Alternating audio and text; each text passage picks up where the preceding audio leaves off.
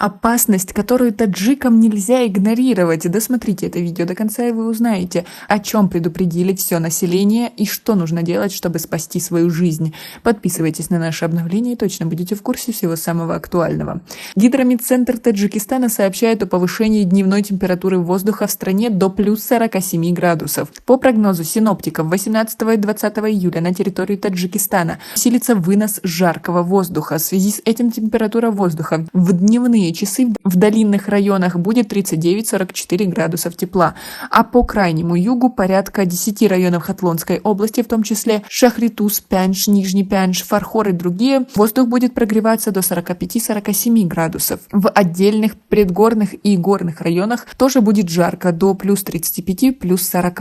Как сообщили в агентстве по гидрометеорологии страны, в последний раз столбик термометра поднимался до отметки плюс 47 градусов в 1944 году. 78 лет назад самая жаркая погода за всю историю Таджикистана была зафиксирована в поселке Айвадж на территории нынешнего Шахритузского района Хатлонской области, отметили в ведомстве. В агентстве также предупредили, что потепление может привести к ускорению таяния ледников, к ослаблению и разрушению горных пород, возникновению оползней, повышению уровня воды в реках, сходу лавин и селей. Комитет по чрезвычайным ситуациям Таджикистана призывает граждан быть в эти дни бдительными и ограничить нахождение на улице, особенно в полдень. КЧС рекомендует без особой надобности не выходить на улицу во время максимальной солнечной активности с 11 до 17 часов дня.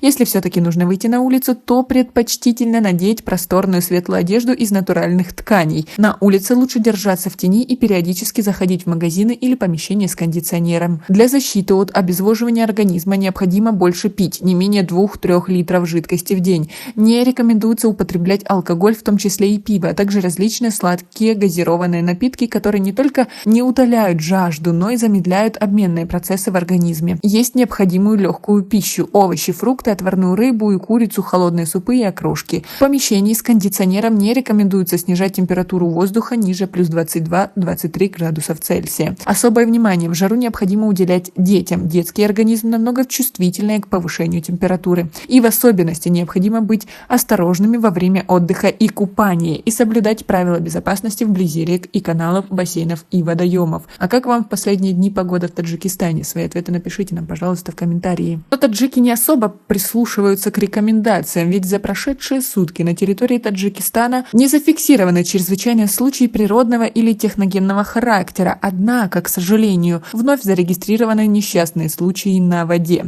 В ведомстве сообщили, что с утра продолжаются поиски 16-летнего жителя села Яшми-Рашского района. Он утонул днем 18 июля во время рыбалки на реке Сарбок из-за несоблюдения правил безопасности. Спасателями по Рашской зоне районов были начаты работы по поиску утонувшего, но до конца дня они результата не дали. Утром 19 июля поиски возобновились. Другой случай, по данным ведомства, произошел на территории Хатлонской области.